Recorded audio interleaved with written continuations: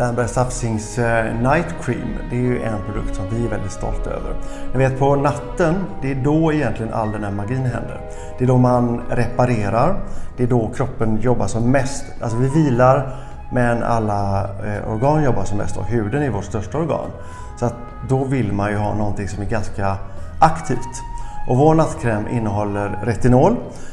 Den innehåller även niacinamid. Men retinolen är en A-vitaminsyra som det stimulerar kollagenproduktionen och det påskyndar cellförnyelse. Vi har en ganska låg procent. Så att även om man är känslig mot retinol så kan man börja med våran utan att man behöver vänja sig in och så. Känner man att man är lite känslig, testa först bakom örat eller i armvecket om du vill testa att du tål retinol. Men jobba med den på lång sikt och du kommer märka resultat.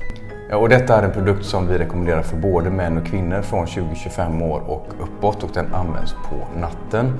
Man applicerar den såklart efter att man har rengjort sin hud ordentligt och sen applicerat ett serum om man har det i sin rutin och sen nattkrämen. Har man en ansiktsolja så tar man på den efter sin nattkräm.